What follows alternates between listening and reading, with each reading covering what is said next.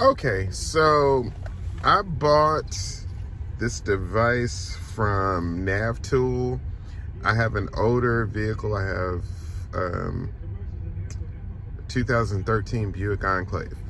I bought this device from Navtool.com, and I was super excited because I wanted to try to keep the style of radio that I had, but still it didn't come with navigation. Big mistake, because this looks like some, jerry rig, let's put some crap together. Keep in mind, when I show you all this, my family just got back from my mom's funeral. I had to travel, and so my vehicle is not straight yet, but I just wanted to show this.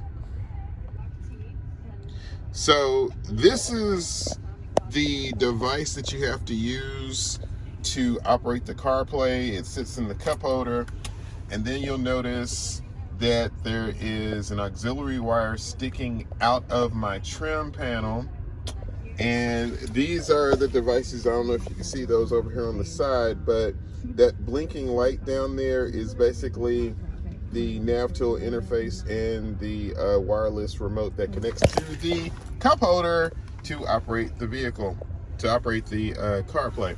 So here we go. Let me show you the lovely workaround that Navtool provided for me. So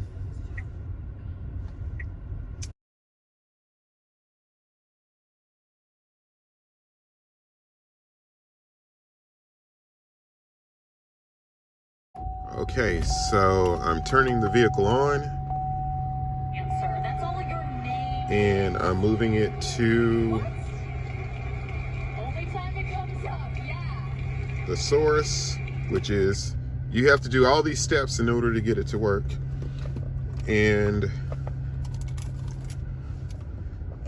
then you have to come down here to the cup holder, to the remote, and press the back button, and press the back button, and that was the beep. And then the Apple CarPlay comes on. Now, I don't know if you can tell from this video, but on my actual screen, it's blurry. So let me go back to, I keep wanting to push the button, but I can't. I have to go back down here to the remote and go to the screen here.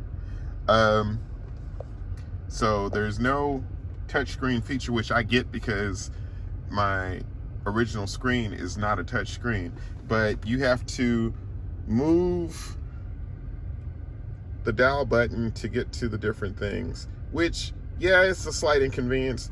I'm not even too upset about that, as much as you'll notice at the top here it says check surroundings for safety, rear parking assist symbols unavailable. This is what normally comes on when I'm backing up my vehicle. So I talked to Navtool about it. I've got like the text messages and everything.